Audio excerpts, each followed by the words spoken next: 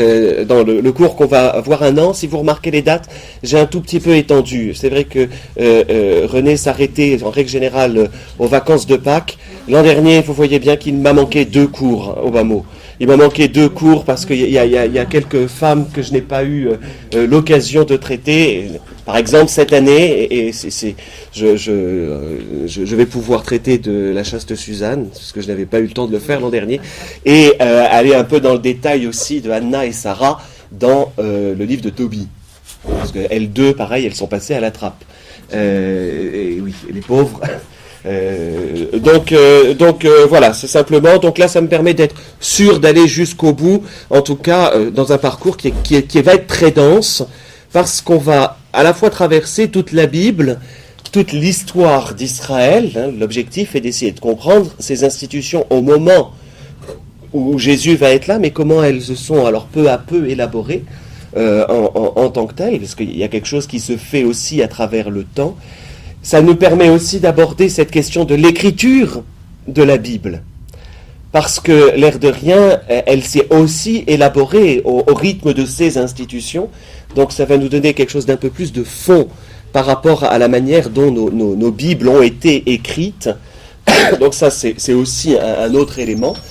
Donc ça, c'est donc un des éléments. Et troisièmement, il y a aussi un effet par rapport à notre compréhension de la foi aujourd'hui.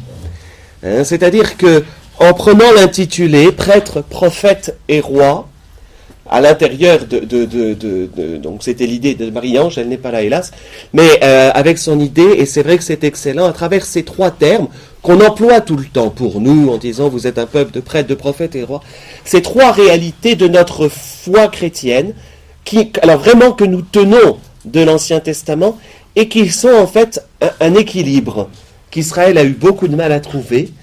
Évidemment, celui qui va concentrer en lui ces 3 qualités-là, ça va être le Seigneur Jésus, justement. C'est lui qui va pouvoir concentrer ces qualités-là, mais et nous permettre justement de toujours équilibrer. Rapidement, quand le sacerdoce prend trop de poids, il y a un risque du côté du politique. Ça, c'est humain. Regardez aujourd'hui, lorsque un texte religieux est choisi comme loi civile. Je ne prends pas d'exemple, mais on les a devant la tête, d'accord ? Et que ce sera une tentation, d'ailleurs, médiévale, aussi, du côté de l'institution du pape, qui va finalement comprendre qu'il faut séparer. À l'inverse, lorsque le politique prend un poids beaucoup trop important par rapport aux religieux, ça va être la question des rois, on va avoir là de la même manière un déséquilibre et une manière dont le message même de la foi va être soumis va être soumis aux politiques. C'est la question, c'est vraiment la question du règne de David d'ailleurs, on le verra, mais des règnes qui vont venir après. Et ça va être aussi la question, pour notre monde contemporain, de ce qu'on appelle le césaropapisme. Entre autres, ça a été le grand problème du monde orthodoxe et de Constantinople, soumis à l'empereur. Et ça va être la lutte des institutions, vous savez, Frédéric II, etc., contre la lutte de la querelle du pape et de l'empereur. On va toujours avoir ce souci-là. Donc, quand le politique prend le dessus, en revanche, sur le religieux, se soumet le religieux. Donc, quand on a trop du côté du roi. Le côté prophétique va être important, c'est peut-être celui qui pour nous est le plus compliqué à comprendre, puisque cette notion de prophète, là je la prendrai un peu en profondeur, parce que je crois qu'elle nous concerne énormément. De la même manière, tout ce qui va être de l'ordre de l'inspiration, en marge de ce qui est plutôt institutionnel, les prophètes ne sont pas institutionnels, on connaît ça à toute époque, alors peut-être beaucoup plus particulièrement dans l'Église, mais on va avoir des personnes qui vont se dire prophètes et qui ne le sont pas, attirer des foules au mauvais endroit, l'aspect messianisme, etc., on en a une quantité tout le temps. Pour le monde occidental, on va retrouver ça aussi dans le christianisme, Joachim Flor, par exemple, avec ce qu'on appelle autour de l'an 1000, là, la grande peur de l'an 1000, mais on va avoir toujours cela. Donc les trois caractéristiques qu'un prêtre, prophète et roi doivent avoir un équilibre réel à l'intérieur de l'institution, des institutions en tout cas du judaïsme, et on va voir comment, peu à peu, ça va tirailler d'un côté, tirailler de l'autre. Je vais être très chronologique pour traiter de cela. À mon avis, ce sera plus facile pour la compréhension, même si ça peut paraître fastidieux, mais ça va être beaucoup plus simple de prendre dans la chronologie de l'histoire sainte. Donc en fait, on va faire l'histoire sainte, tout bêtement, mais que je vais regarder à travers cette question des institutions et comment les choses vont, sinon s'équilibrer, en tout cas trouver à l'orée de la naissance de Jésus un équilibre. Si vous voulez, on va retrouver ces trois domaines dans l'entourage de Jésus au moment où il va être là. Prêtres, ce sont bien plus ce qu'on appelle les pharisiens, qui vont être beaucoup plus de ce côté-là. Prophètes, ça va être tout l'univers autour de Saint Jean-Baptiste, si vous voulez. Rois, ça va être les Sadducéens et les Hérodiens, ceux qui sont compromis avec le pouvoir politique, vous voyez. Et Jésus va réussir justement à tout concentrer. Donc ça nous permet encore l'avantage, mais c'est ça la Bible. Étudier la Bible, c'est comprendre mieux la figure de Jésus, et donc là, on va s'y retrouver. Je vais commencer simplement par nous redonner, aujourd'hui en introduction, une longue introduction pour essayer de saisir quand même la chronologie de l'histoire sainte, au moins d'avoir toutes les bases. Pas la chronologie de l'écriture de la Bible. Vous verrez qu'elle est différente. Le premier livre de la Bible qui a été écrit, ce n'est pas la Genèse. C'est très probablement les Juges, comme je vous le disais l'an dernier. Qu'on a quand même quelque chose qui va fonder le judaïsme, qui va être l'exil à Babylone, et que là on a un élément extrêmement important et qui modifie. Donc c'est un peu cette chronologie. Je pars juste d'une chose. Si vous voulez, oui, pour pouvoir retrouver à l'époque de Jésus, vous avez les pharisiens. On est vraiment de l'ordre de prêtres. Les Sadducéens, je l'ai dit comme ça, mais ils vont être compromis avec le politique. Et en fait, l'environnement autour de Jean-Baptiste, ceux qu'on appelle les Esséniens, qui vont être plutôt du côté du prophète. Jésus, évidemment, lui, il va concentrer les trois. Et rappeler aux uns et aux autres. C'est l'intérêt. Mais tout ça, c'est à l'intérieur d'institutions. Première chose, au moment... Je vous l'ai déjà dit l'an dernier, je voudrais juste commencer par développer cette question-là, parce que je crois qu'il y a là quelque chose de très important dans notre manière que nous avons d'aborder l'histoire d'Israël. Particulièrement, quand on aborde l'histoire d'Israël, nous l'abordons à partir de nos écrits bibliques, et donc à partir d'un certain nombre de choses qui ont été travaillées et retravaillées. La question de l'inspiration des Écritures, nous n'avons pas le rapport à l'écriture qui est le même que l'islam, par exemple, où Gabriel dicte au prophète le Coran. C'est vraiment très très différent pour le cas du christianisme. La Bible est écrite dans le temps. Elle demeure inspirée, mais néanmoins, il n'y a pas une dictée directe de Dieu. L'inspiration que Dieu va donner à l'intérieur de tous ces textes est une inspiration, on parle de cause entre guillemets instrumentale. Le meilleur exemple, c'est la musique, pour comprendre. Pour jouer de la musique, il y a besoin d'un instrumentiste et d'un instrument de musique, sauf dans le cas de la voix directement. Et donc, si je joue de la flûte, il faut quand même que j'ai un instrument. Alors, vous vous souvenez des flûtes à bec odieuses des gamins au collège. Vous pouvez avoir un instrument qui va être très laid et qui va être de mauvaise qualité. Puis, vous allez avoir, en revanche, ces belles flûtes à bec du XVIIe siècle qui donnent un son bien plus agréable, bien plus chaud, voilà. L'instrument de musique va être, est indépendant, entre guillemets, de celui qui joue. Cela étant dit, l'instrument de musique ne fonctionnera jamais s'il n'y a pas quelqu'un qui joue. L'écrivain sacré, c'est exactement ça. Il a sa qualité propre comme un instrument de musique. Il a le meilleur musicien qui soit, c'est l'Esprit Saint qui va souffler dedans. Mais il va, en revanche, toujours avoir sa qualité propre et son histoire propre.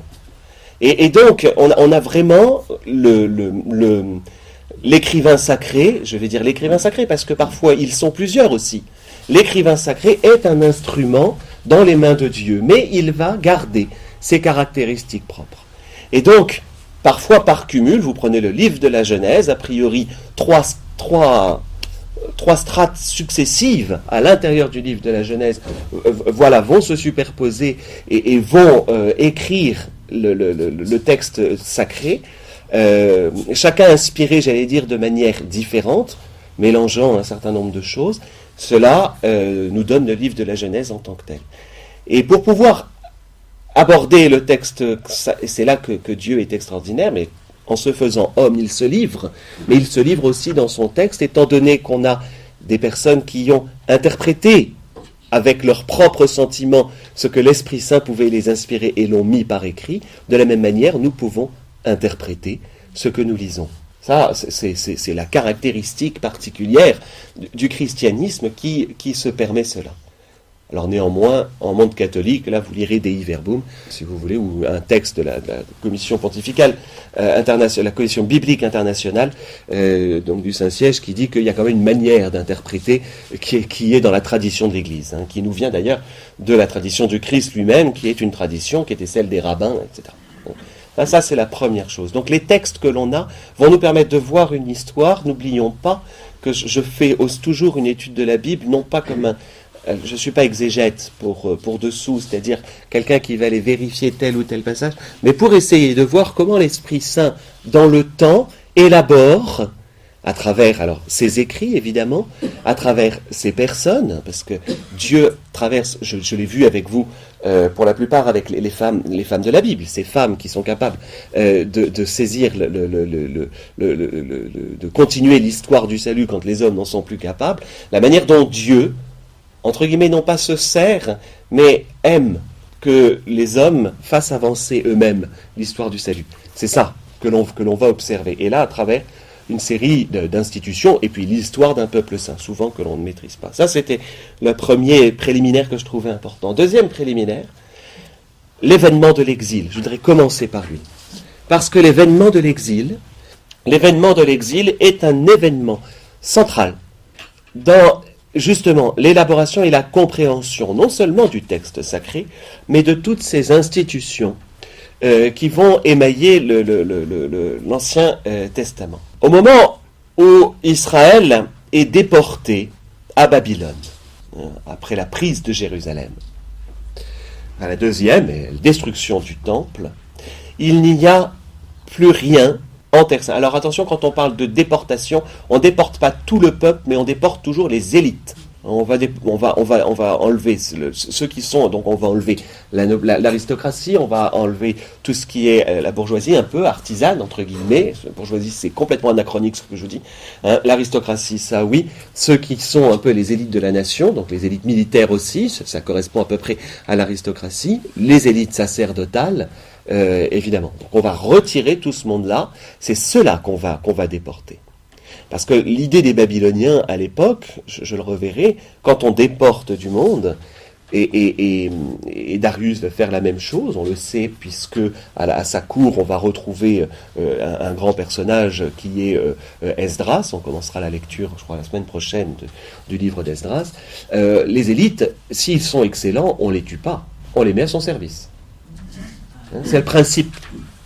Ce qui est relatif, Alexandre le Grand fera la même chose, les grands conquérants feront la même chose. On va peut-être tuer celui qui va être l'exemple, donc le roi, celui qui est à la tête d'eux, on va en exécuter quelques-uns, mais les meilleurs, on va surtout pas les exécuter, mais les embarquer chez soi pour se les asservir.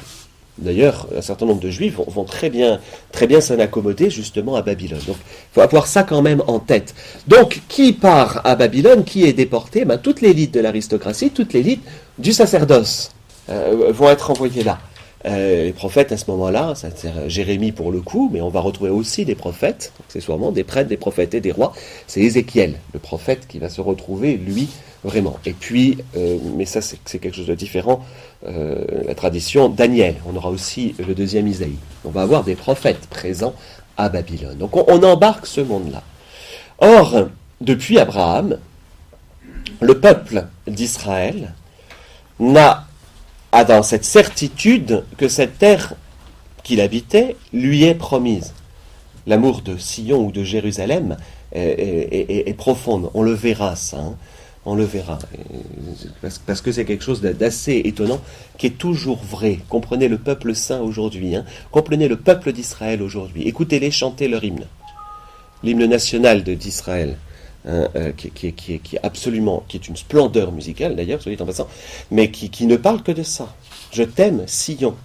Vraiment, Jérusalem, je ferai tout pour toi. C'est vraiment cet amour. Alors Jérusalem va être emblématique, on verra pareil, c'est pas la capitale. Mais ils sont donc, depuis Abraham, on vous promet cette terre. Et là, tout est détruit. Tout est détruit au moment de l'exil. On n'a plus de culte à Dieu. Comment est-ce que je vais rendre un culte quand je ne peux plus sacrifier ? Faites attention parce que c'est la question contemporaine. Oui. C'est toujours la question contemporaine. En 1940, alors c'est 47, la création de l'État d'Israël, il y a un sacrifice qui a été fait sur l'esplanade. On a voulu recommencer les sacrifices sur l'esplanade des mosquées. Bon, après, il y a eu quand même la guerre. Alors c'est la première, c'est la guerre des 6 jours, je ne sais jamais. Donc à ce moment-là, donc on ne peut plus faire de sacrifice. Dieu avait promis, dans la descendance de David, il y a des choses qui étaient, voilà, le Messie. Et Dieu promet en plus à David un trône qui ne sera jamais ébranlé. Il n'y a plus de roi. On vient de tuer ses fils devant lui et de lui crever les yeux. Alors il y a toujours des descendants de David, mais il n'y en a plus en tout cas de la lignée entre guillemets directe. Donc il n'y a plus de lieu de culte, il n'y a plus de roi, et nous n'habitons plus notre terre. On nous a déportés pour y installer d'autres personnes. Est-ce que Dieu nous aurait menti ? C'est la question fondamentale qui va se poser à ce moment-là. Et très étonnamment, c'est sans doute la chose la plus étonnante de l'histoire, théoriquement. Quand ça arrive, le culte, j'allais dire envahi, est avalé par l'envahisseur, grosso modo. Alors, on n'interdit pas obligatoirement qu'il y ait le culte du Dieu, mais en règle générale, le peuple conquis est assimilé. Regardez les Grecs par rapport aux Romains. La Grèce conquise, pouf, le panthéon grec est complètement avalé par et puis finalement on va retrouver le même culte à l'intérieur. Il va y avoir la même chose d'ailleurs avec les Égyptiens, quand l'Égypte est annexée, à ce moment-là, on a le culte qui est avalé par l'autre. Donc il y a peut-être une culture qui peut un peu rester, mais certainement pas une relation à Dieu. Qui plus est, lorsque ce Dieu est censé être le seul, alors là c'est problématique dans l'esprit des Juifs qui sont déportés, c'est le seul. Donc les dieux des autres n'ont pas de pouvoir, et comment se fait-il qu'on ait perdu ? Comment se fait-il qu'il y ait cette défaite ? Et normalement, le culte du Seigneur aurait dû s'arrêter là. C'est tout le contraire qui va se passer. C'est tout le contraire qui va se passer parce que le judaïsme que nous connaissons finalement aujourd'hui, en tout cas dans la plupart de ces institutions, va naître. S'il y a une date de naissance de ce qu'on va appeler le judaïsme, je fais une nuance entre le judaïsme et le peuple d'Israël. Vous comprenez pourquoi ? Le judaïsme, ça va être le mode de pratiquer une religion par rapport au peuple d'Israël qui est le peuple élu. C'est deux choses différentes. Le judaïsme a son acte de naissance en exil, c'est-à-dire, même si tout semble défait, même si tout semble perdu, nous pouvons continuer à donner un culte à notre Dieu. Et le culte du Seigneur va rester, et même au contraire va se consolider à ce moment-là. C'est à ce moment-là qu'on va rédiger finalement la fin d'ailleurs du Deutéronome, entre parenthèses, qui va dire « si tu n'obéis pas à ma loi, tu seras déporté », etc. Enfin, tout est raconté à la fin du Deutéronome, à juste titre, puisqu'on a déjà eu les événements. Et donc là, le judaïsme, entre autres, ce que nous connaissons du temps de Jésus, le culte synagogal. Parce que les élites, elles sont parties de chez elles, mais elles ne sont pas parties les bras ballants, ils sont partis avec tous leurs textes sacrés, tout ce qui avait été écrit avant.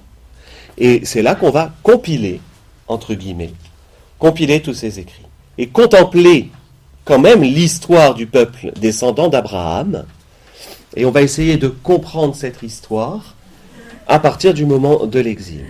Et donc les prêtres, la caste sacerdotale présente à Babylone, va profiter finalement d'une situation où ils vont avoir, alors l'air de rien, ils sont 70 ans en exil, 70 ans de paix.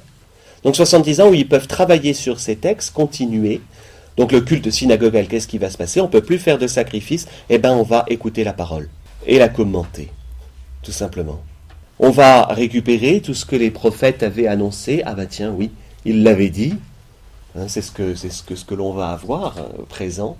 On va compiler les chroniques qui correspondent à l'histoire à l'histoire des rois, en regardant ces chroniques, justement, en se disant, s'il est arrivé un malheur, s'il nous est arrivé un malheur aujourd'hui, et donc on va réanalyser toutes les choses qui sont arrivées aux différents rois. Regardez, il a été infidèle à la loi, etc.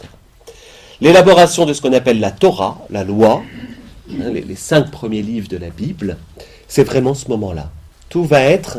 voilà, on va avoir un corpus de textes qui vont devenir les textes officiels. Il y aura encore quelques modifs sur la suite, mais voilà, on va s'attacher au texte.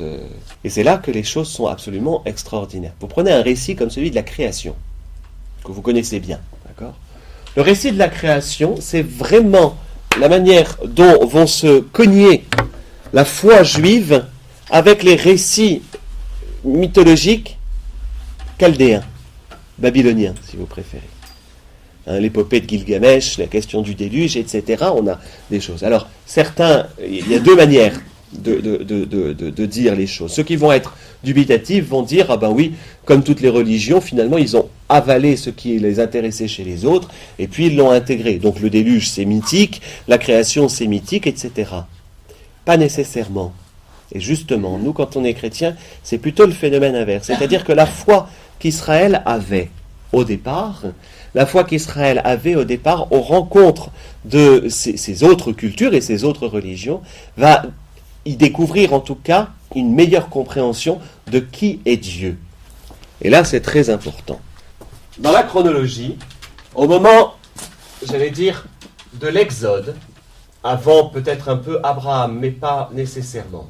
Avec Abraham, je dirais, c'est un peu le point zéro, c'est la promesse. Qui est Dieu ? D'abord, le Dieu d'Abraham. Donc, un Dieu parmi d'autres. Voilà, un Dieu parmi d'autres. D'accord ? Je ne sais plus si ça prend S ou pas parmi, j'ai un doute.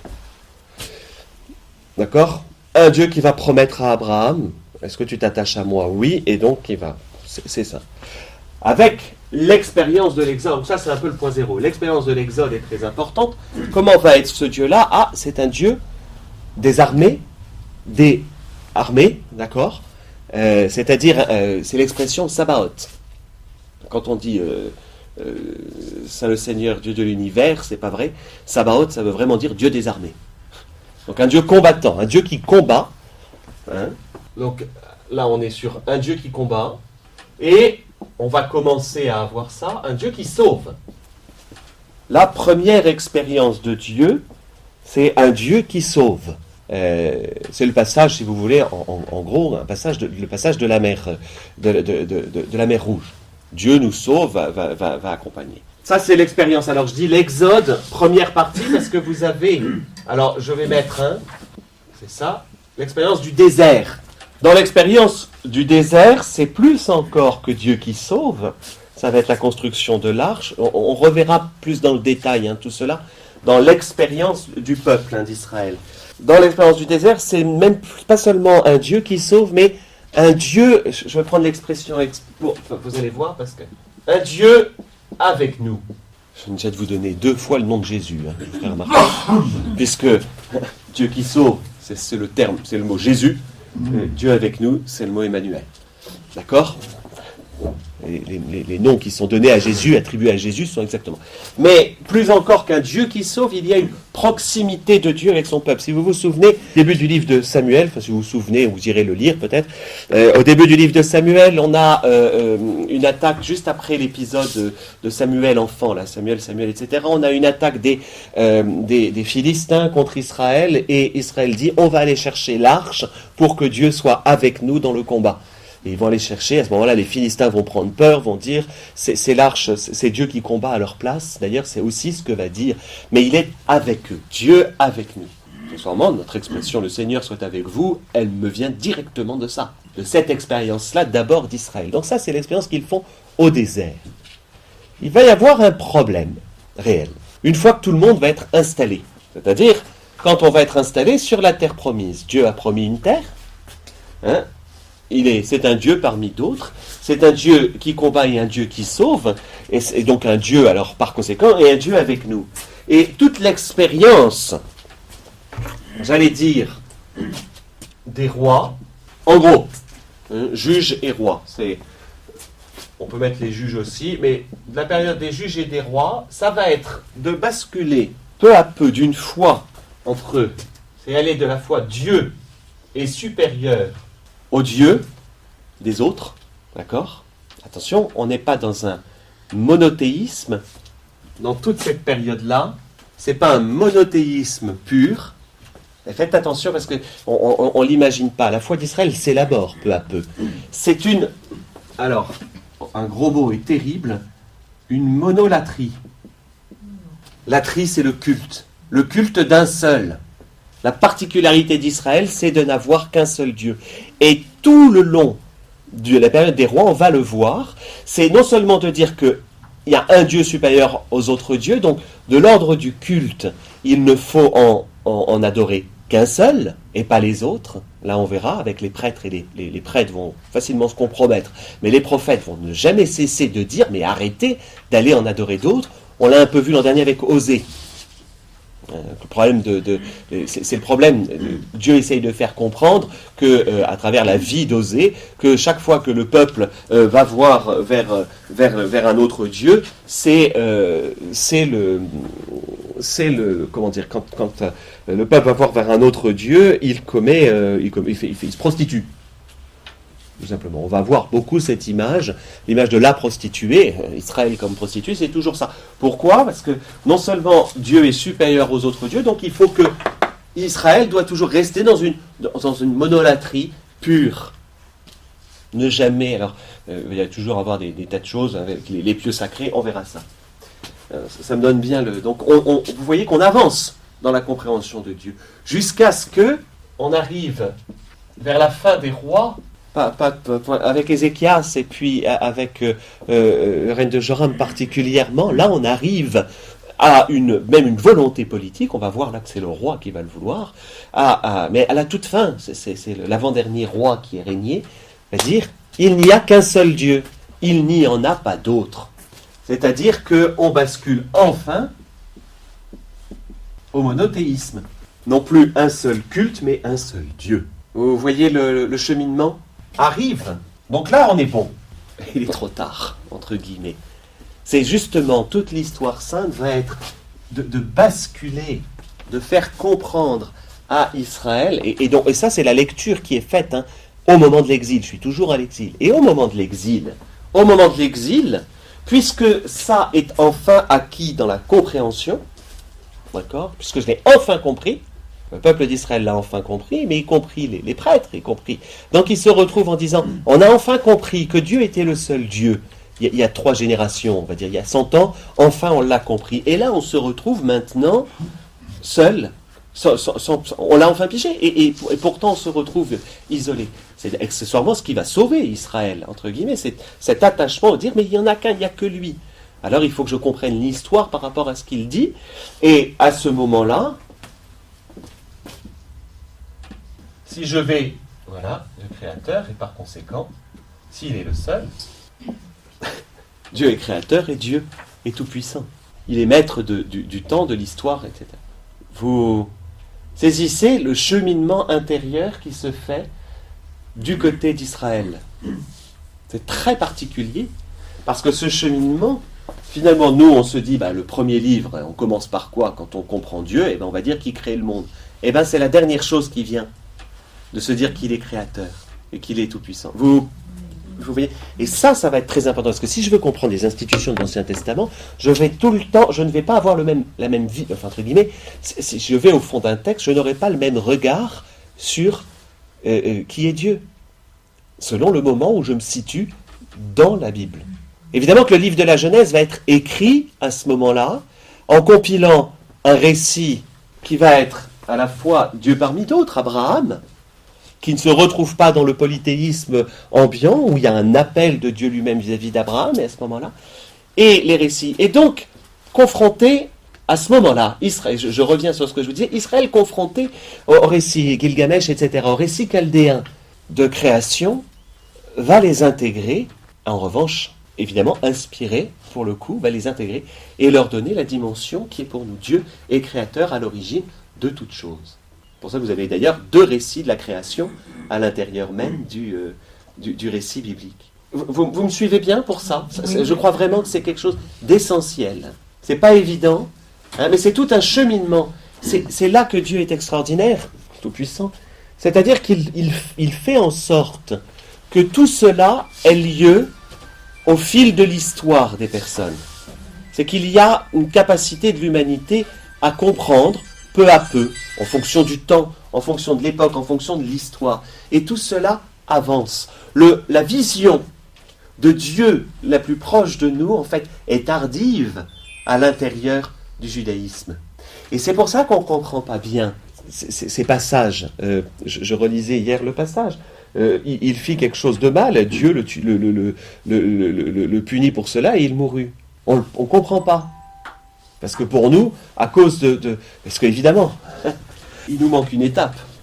Il nous manque une étape, mais je vais sortir à partir de là, et pas la moindre. On ne va pas l'oublier celle-là. À partir du moment où Jésus arrive, Dieu égale 3, et Dieu est amour. C'est quand même le moment, voilà, l'ultime révélation, elle est là. L'histoire du salut, évidemment, vous me direz, pourquoi est-ce que dès le départ, c'est une question, pourquoi est-ce que dès le départ, Dieu n'a pas envoyé Jésus?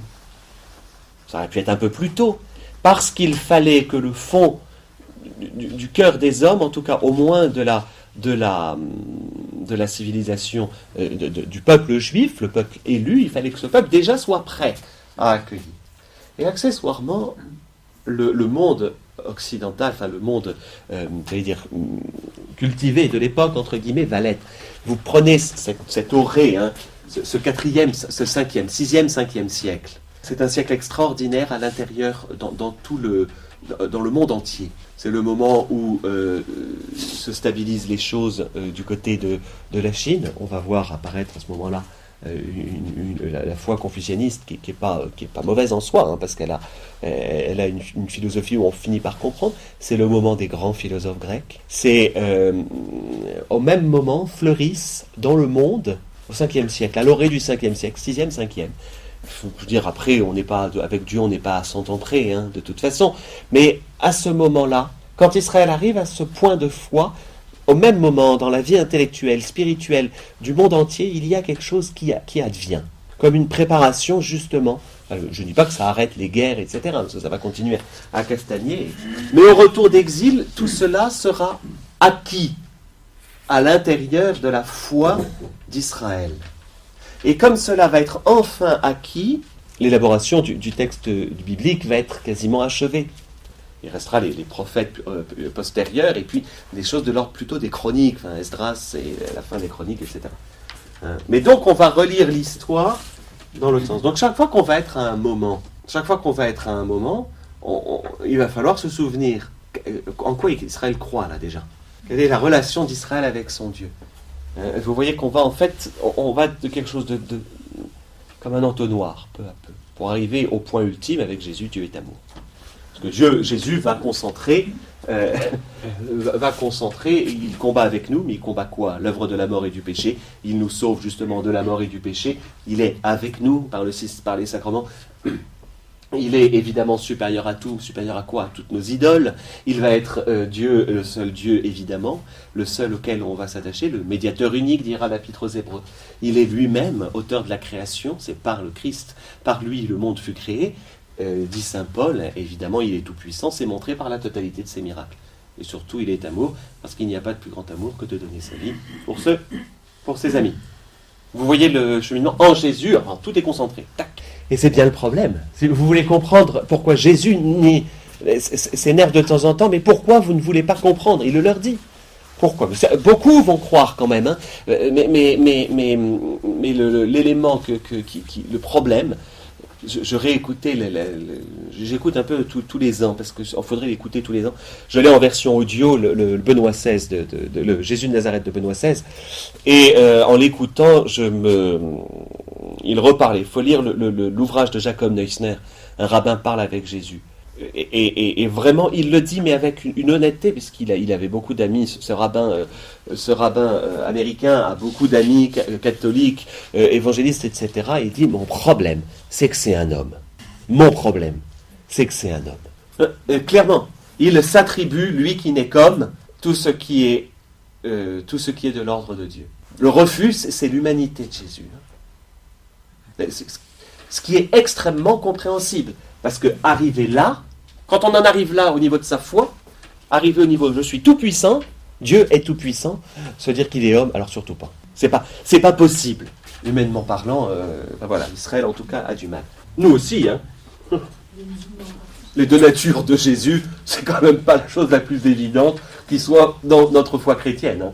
Pourquoi il pensait que le Messie ne serait pas un homme, une espèce d'extraterrestre? Non, que le Messie n'était pas. Alors, il y avait une élection du Messie, mais le Messie, dans la foi d'Israël, je reverrai ça parce que la figure du Messie justement va traverser, parce que dès Abraham, hein, il y a une idée de Messie, mais que ce Messie vient tout en étant homme. N'a pas les attributs de Dieu. Alors, dans le livre de Daniel, c'est compliqué. Parce que le livre de Daniel, on a quand même l'impression que là, ça se mélange. Mais c'est pas une idée d'un extraterrestre, ou entre guillemets, de quelqu'un qui est non humain. Mais l'arrivée du Messie met en place Israël, j'allais dire, définitivement. Et c'est le problème. Il va y avoir une lecture trop politique, trop royale de ça. Et Israël ne va pas réussir à sortir de ça. Donc, il ne peut être qu'un homme. Il n'est pas Dieu. Il n'y a pas l'idée de l'incarnation n'apparaît dans aucun. Enfin, elle est en filigrane. Nous, on peut la lire avec Jésus quand Jésus dit je suis venu accomplir et non pas abolir. En effet, on comprend beaucoup mieux l'Ancien Testament quand on a la figure du Christ. Mais n'oublions pas qu'ils n'ont pas la figure du Christ. Dieu qui se fait homme, c'est pas possible pour un juif. La foi juive restera à ça. Néanmoins, elle est arrivée à cette toute puissance de Dieu à cause de ça. Et qui plus est, pour préserver ce monothéisme qui a enfin été acquis. Après, on va l'avoir tout le long, et il faut le garder, justement, c'est le problème de ce passage de la monolatrie au monothéisme, et que Israël va être perpétuellement, à partir de l'exil, à garder ce monothéisme, je vais mettre le mot, pur, ne pas le mélanger à d'autres choses. Il doit être pur. Si nous voulons rester sur notre terre, notre monothéisme doit être pur. C'est ce qu'ils comprennent. C'est-à-dire, on ne doit pas se compromettre avec d'autres divinités. Et il va falloir le garder. Donc, au temps de Jésus, cette idée-là, et ils le lui disent. Vous prenez la controverse, les dernières controverses avec les pharisiens, et ça cogne hein, dans l'évangile de Saint Jean, on l'a vu il y a 2 ans, enfin pour ceux qui avaient suivi, il y a vraiment, mais avec ce que tu dis, quand tu dis je suis, tu te dis Dieu, tu vas à l'opposé de ce monothéisme pur. C'est pas possible, et j'allais dire c'est louable, entre guillemets, pour eux. Il faut faire très attention. Hein. Les pharisiens, oui, c'est sûr, on cogne dessus à chaque fois, et dans les homélies, on n'est pas tendre avec eux. N'oubliez pas qu'ils ont ce souci de pureté, au sens non mélangé. C'est pas, et ils bloquent, alors que Jésus va dire, mais je suis un avec le Père. Je ne multiplie pas Dieu, je suis un en lui. Et reconnaissez que dans notre foi, quand on a expliqué la Trinité, on est un peu mal à l'aise.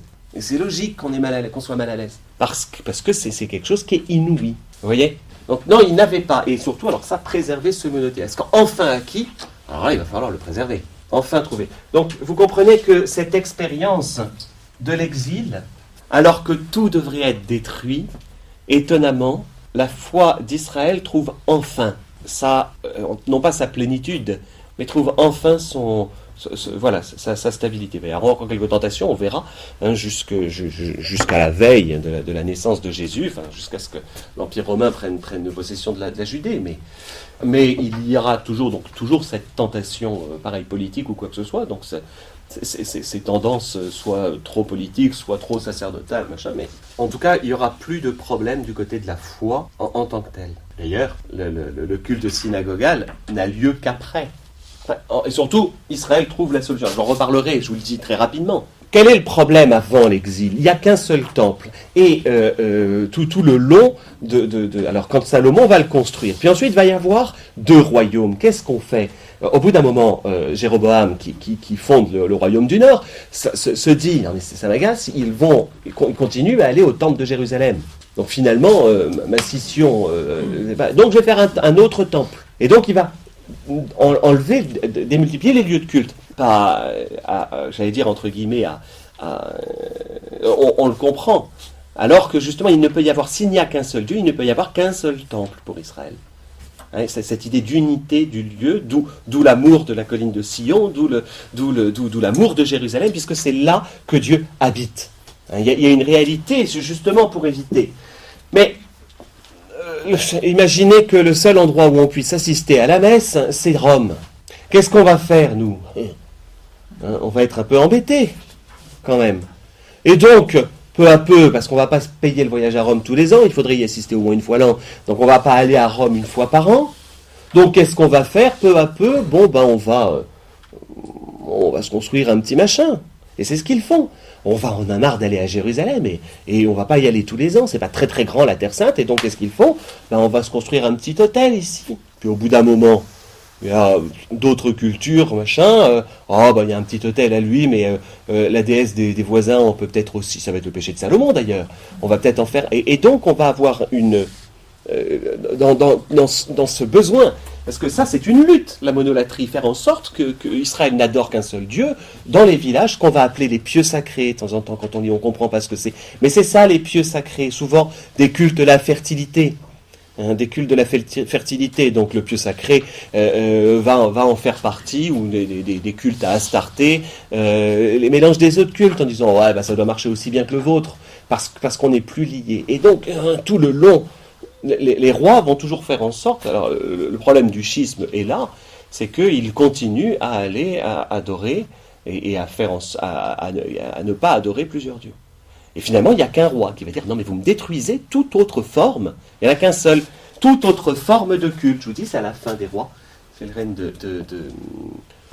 j'ai un trou. C'est pas Joram, parce que je vous dis une bêtise. Joram, c'est celui de Athalie. Josias.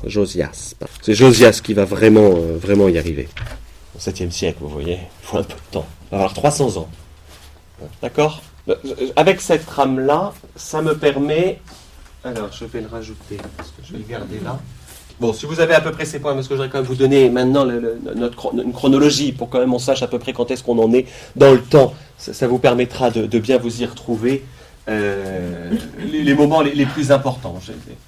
Ça va, vous avez des questions par rapport à ça? Est-ce que déjà ça vous éclaire? Parce que ça, je crois que c'est vraiment important. Si ça vous éclaire, parce qu'à partir de là, on va vraiment pouvoir tout regarder tranquillement. Je vous le rappellerai régulièrement, mais on va pouvoir regarder beaucoup plus tranquillement chaque passage, puisque il va appartenir. La question de la monolatrie, à la rigueur, les prêtres s'en moquent. Ils s'en moquent pas quand on commence à aller donner les offrandes à d'autres. Bon. Voilà, ça va être le problème. D'ailleurs, le problème aussi de la monolatrie, les rois, et c'est les prophètes, les prophètes vont toujours être là à titiller, à dire mais attention. Quand vous avez parlé des rois, mon père, oui. Jésus a toujours refusé d'être roi. Alors il va refuser le titre. Justement, parce qu'il est au-dessus. Il est bien au-dessus de tout ça. Il ne l'acceptera qu'une seule fois, le titre. Il l'acceptera. Ah oui, oui, devant Pilate. Ah oui, c'est toi qui l'as dit, va-t-il lui dire. Il ne l'acceptera que là. Mon royaume n'est pas de ce monde. Tu es donc roi, c'est toi qui l'as dit. Et il ne l'acceptera qu'à ce moment-là. L'autre moment où il l'acceptera, j'allais dire, c'est chez Saint Jean, chez Saint Luc aussi, il l'acceptera. Seigneur, souviens-toi de moi quand tu inaugureras ton règne. Je te l'ai dit aujourd'hui. Donc, sa royauté, son trône, c'est la croix. C'est ce qu'on a vu lundi. La royauté du Christ, justement, va être très particulière. Il ne l'acceptera que là. Comme il n'accepte pas facilement le titre de prophète, comme il n'acceptera jamais, il ne prendra jamais le titre de prêtre. Or, Jésus, justement, va faire partie va avoir les trois. Mais d'une manière toute particulière. L'intérêt, c'est quand même... Je vous en parle après. Je viens de me rendre compte que j'ai oublié ça. L'intérêt, c'est quand même d'avoir à peu près, on va dire, une chronologie. Alors, on n'aura pas quelque chose de très clair dans les premiers siècles, et évidemment, dans la partie préhistorique, on va dire, à partir du moment où on rentre dans la vie en tant que telle d'Israël, ça va être beaucoup plus clair. Mais en gros, le premier, Abraham. Je ne rentre pas sur la date, le débat sur la date exacte de la création. Vous savez que le monde a exactement, je ne sais plus, 5640... pas besoin d'être créationniste ou pas, justement, dans la manière dont on va voir le récit biblique. J'allais dire, peu m'importe. La vérité qui est engagée dans ce qui précède Abraham, le principe du déluge, la géologie le prouve. C'est pas seulement une croyance de toutes les religions, le principe du déluge, la géologie, ça vaut quand même le coup de s'entendre, de connaître entre autres tous les écrits. Je me souviens plus de cet auteur catastrophiste qui raconte que certains hommes ont vécu un véritable cataclysme qui aurait eu lieu au niveau du monde. Entre autres cette idée que le monde a fait un quart de tour, que la Terre tout à coup a fait un quart de tour, que le Nord s'est retrouvé à l'Est. Mais à la rigueur, peu importe de savoir quelle est la date de naissance du monde, la réalité, vous voyez qu'avec le cheminement que je viens de faire, c'est pas ça la question première pour le chrétien. Et ça, c'est un faux débat, en tout cas la science qui veut contredire la Bible en disant que c'est un faux débat. Si on ne comprend pas, vous voyez bien qu'avec ce que je viens de vous faire, quand on vous dit oui, mais la Bible, c'est pas le problème de la Bible, c'est pas le problème de l'écrivain biblique. Qui plus est, quand la foi en Dieu créateur, parce que Dieu créateur, il va falloir, ça va de plus en plus loin dans la pensée. Si j'ai le temps, je vous en reparlerai. Moins 800, il faut situer Abraham, à peu près. Ça c'est prouvé aussi par l'histoire. Il y a des choses qui sont réellement dans l'histoire. On situe, quoi qu'il arrive, aux alentours à chaque fois, c'est environ. Patriarche en Égypte. Les patriarches en Égypte, donc on arrête le temps des patriarches avec les fils de Jacob, en règle générale. Mais on sait qu'ils partent en Égypte à peu près à cette période-là, c'est ainsi qu'on le situe. Comment le sait-on ? Parce qu'à ce moment-là, il y a des migrations de l'ordre, des migrations vers l'Égypte, et que la dynastie, alors je ne sais jamais la combientième, tiens, j'ai peut-être le détail de la dynastie égyptienne en question. Non. La dynastie égyptienne en question est, entre guillemets, de la même, on peut pas dire la même ère culturelle qu'Israël. Ce sont des nomades qui prennent le pouvoir en Égypte. D'où cette facilité qu'on a de dire, venez vous installer à tel endroit. Voilà. On le sait, ça, qu'il y a. On sait, en revanche, de manière à peu près plus claire, environ toujours pareil, mais en 1500, il y a une nouvelle dynastie en Égypte. Et que ça va être un peu problématique. Là, c'est une nouvelle dynastie en Égypte. Je vous le note parce que ça vous donne au moins... Et en revanche, environ en 1250, toujours pareil, là, on n'a pas une clarté. C'est Moïse. 1250, Moïse. Pareil, je commencerai chronologiquement, donc je commencerai par cette question-là. Moïse, je vous le dis aussi, il faut... le récit biblique va en faire quelqu'un de... évidemment, sauver les eaux, etc. Il ne faut pas oublier qu'il est pétri de culture égyptienne. Et dans le système de loi, je le dis parce que c'est là que c'est important en Égypte, dans le système de loi, on retrouve un code égyptien. Mais il a été éduqué à la cour de Pharaon. Pareil, pour la question du meurtre des premiers-nés, c'est des choses qui sont très, très, très obscures, très floues pour nous. Comment se fait-il que celui-là, et c'est la propre fille de Pharaon qui sauve un garçon des Hébreux, etc. C'est que très probablement, les enfants des élites, on les gardait. Et l'Égypte faisait déjà pareil. On va récupérer ceux qui sont les plus intelligents. Et les autres, on s'en débarrasse. Ça s'appelle l'eugénisme à la forme égyptienne, c'est maintenant pareil. Voilà.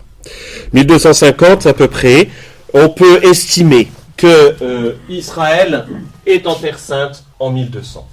En moins 1200, voilà. Israël, je ne devrais pas dire Israël, excusez-moi, le mot n'est pas juste. On va dire, le début de la période des juges. Je ne dis pas Israël parce qu'on va rentrer vite dans une confusion au bout d'un moment. Israël étant le surnom de Jacob. Les juges se terminent aux alentours de... Je vous dis, j'ai pas besoin de montre, mais voilà. C'est bien un peu, c'est comme Charlemagne pour retenir la date de Charlemagne. 800 pour retenir la date de David, 1000. C'est pratique. On a les règnes de cette manière-là. 950 Salomon et le premier temple, très important. D'accord. Comme ça, là, on a au moins une trame 950, Salomon et la construction du premier temple. Je remonte pour que vous voyez plus, d'accord? En moins 900, les deux royaumes. La scission des deux royaumes, donc Juda et Israël. Justement, c'est pour ça. Juda et Israël, l'autre, le royaume qu'on appellera aussi royaume de Samarie. Mais faites attention avec ce terme-là, parce que les Samaritains, c'est pas la même chose que le royaume de Samarie. Samarie, c'est Juda, Non, Juda, d'un côté. Juda, c'est ce qui va garder, parce qu'en fait, c'est les capitales. C'est Jérusalem, en fait. Et en fait, au départ, ce sera Israël, le nom de la capitale, qui donnera le nom, puis après Samarie. Mais ça n'est pas la même chose que les Samaritains du temps de Jésus. C'est pour ça. Samaritains du temps de Jésus, ça n'est pas les Samaritains du temps de Roboam et Jéroboam. Voilà. Donc, ces deux royaumes vont durer, se taper dessus. Ça, je ne reviens pas dans le détail.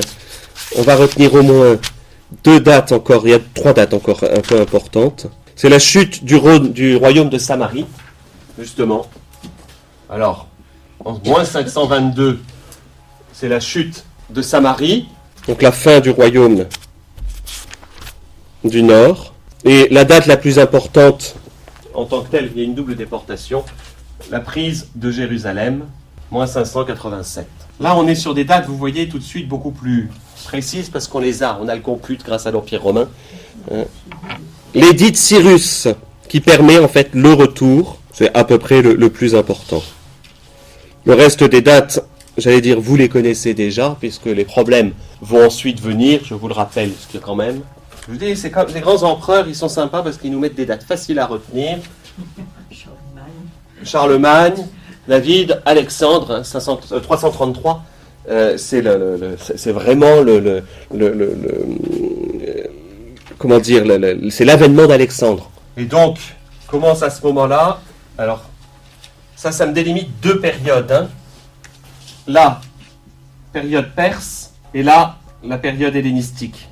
La période hellénistique commence à ce moment-là, à partir de 333. Elle ne s'achèvera jamais, puisqu'on reste dans la sphère grecque, même si, voilà, si vous voulez, pour les débuts de la période romaine, c'est moins 63. C'est Alexandre, pas Alexandre, Pompée. Et c'est Hérode le Grand, à ce moment-là. Hérode le Grand était tout jeune roi, juste pour vous raconter l'histoire, et donc prend au départ le parti de Pompée.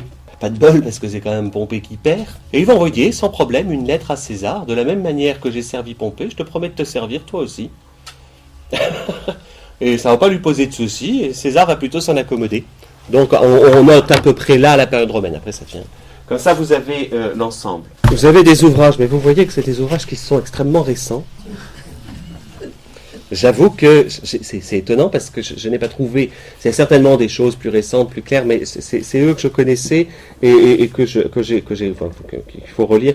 Un qui est plus compliqué, mais qui est au moins très complet, le père Devaux, dominicain. C'est lui qui est à l'origine de toutes nos Bibles de Jérusalem.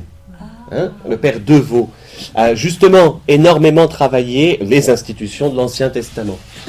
Je ne sais pas si c'est réédité. Alors, c'est quand même les éditions du Cerf, puisque c'est un dominicain. Vous voyez que mon ouvrage à moi date de 1858. Il est tout récent. 1800. Voilà. Une très belle recherche. Vraiment, je trouve que c'est voilà, on comprend mieux un certain nombre de choses. Alors, je vais m'inspirer de lui. C'est quand même en 2 volumes. À la même époque, mais je crois qu'il y avait 2 volumes. C'est toujours assez pratique de l'avoir pour pouvoir se repérer, pour pouvoir comprendre les endroits où on se balade. Vous avez une magnifique géographie de la Terre Sainte. C'est aux mêmes éditions. Alors, c'est des anciennes cartes, c'est vrai, mais elles sont plus, je les trouve plus lisibles. Et un autre de ses confrères, alors, il y en a un, c'était Devaux, l'autre, c'est Dubuis.